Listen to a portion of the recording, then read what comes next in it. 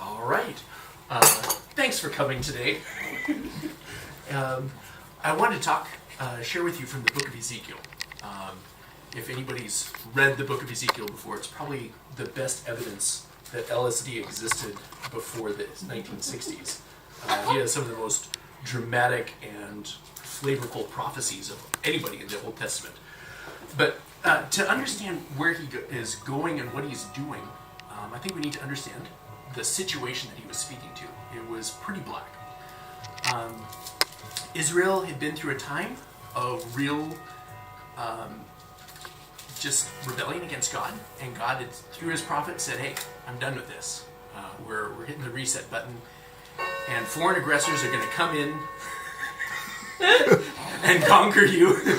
And sure enough, the Babylonian Empire came in, just destroyed the armies, and went into Jerusalem and took all the skilled laborers, all the wealthy people, all the aristocracy, and took them out. So basically, just gutted the country, total brain drain, a bit like what America did with scientists in World War II, like in Germany, like grab everybody they can and take them out. And they're gone, they're in Babylon, and they're slaves. And there was a big hope, well, maybe we'll go back soon, and Ezekiel is prophesying some real doom to the people left in Jerusalem, saying, no, you guys are still rebellious, God is still going to judge. And sure enough, this happened. Jerusalem was utterly destroyed. And it just left everybody in captivity feeling awful. They described it as cut off, which is a very, it has a lot of meaning behind it for the Jews at that point. It can mean cut off from life, cut off from hope, but it was often used of the dead in Sheol. Cut off not just from that, but from God. Like there was a sense of like, those there, God doesn't touch them, doesn't think about them, they're just done. There was an utter sense of despair because for the Jews at this point, as far as they could tell, God was located in the temple. In their temple, that's where God was.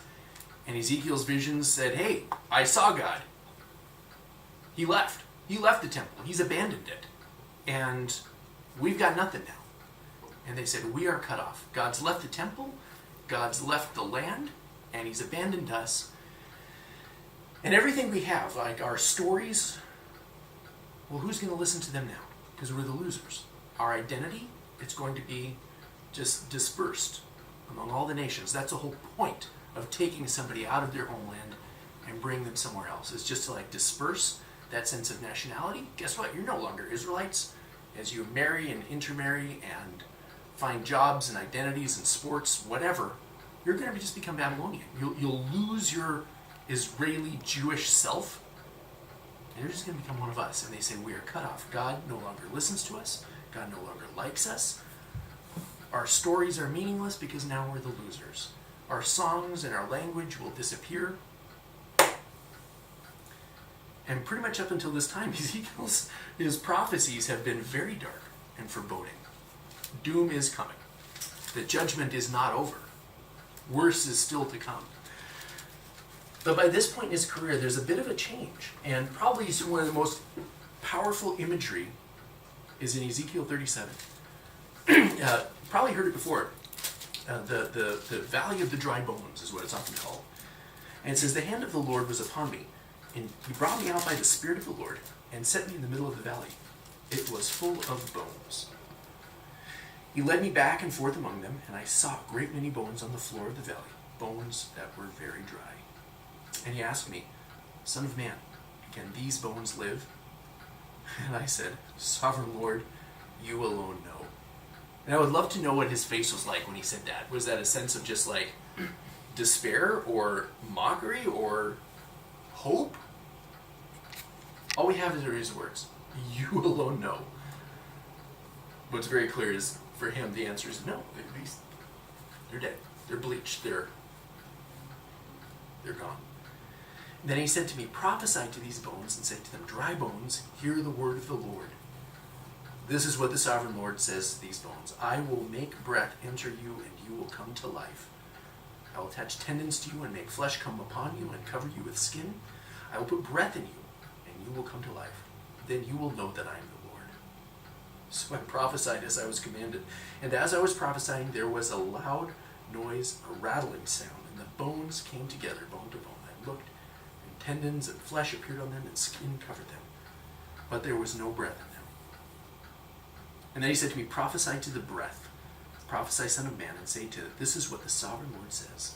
Come from the four winds, O breath, and breathe into these slain, that they may live.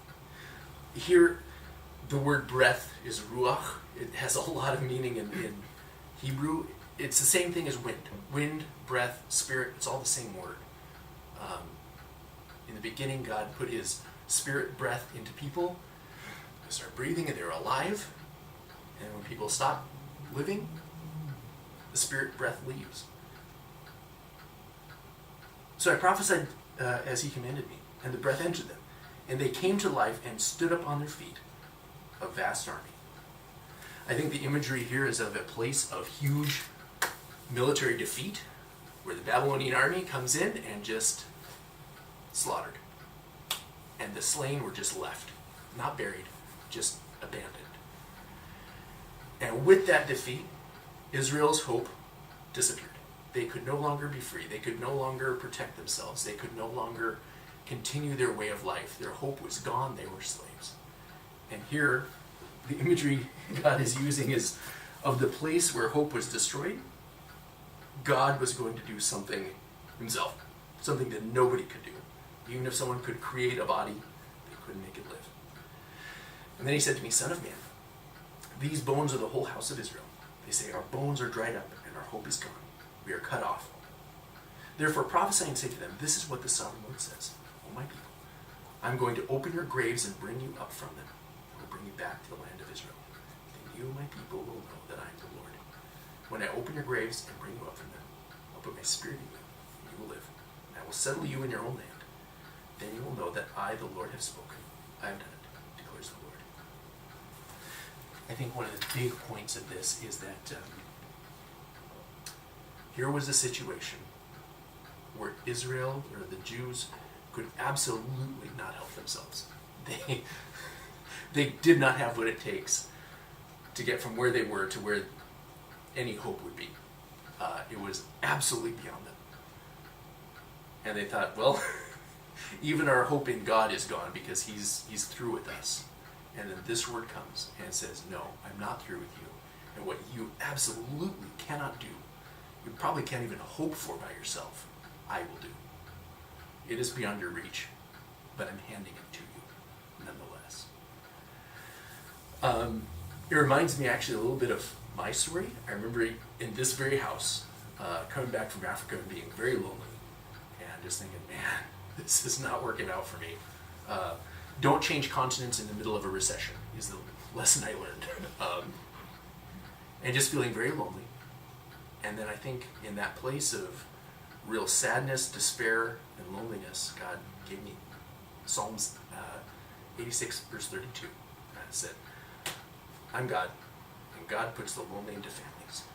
It's like, okay, I'm going to hold on to that. And this family doesn't count. And then here I am several years later and taking a break from 3 kids and a wife. You know, he came through. He did what I could not. And what I would challenge you is if you could imagine yourself in the place where your hope was destroyed. I mean, if we've all been through life, we've been to places of disappointment where the things that my hope was based on were destroyed. You can imagine that spot. I would say, ask God.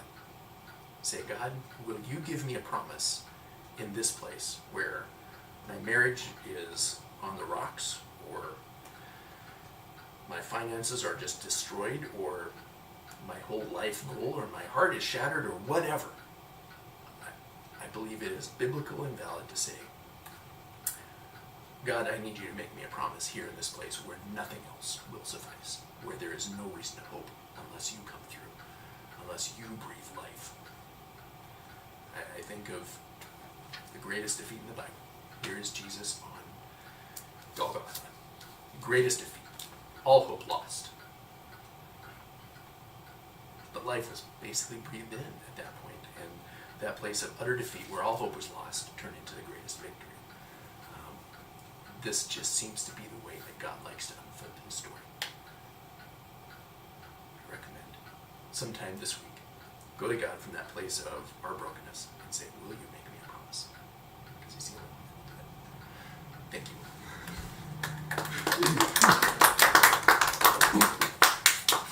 Thanks, Derek. 10 seconds short.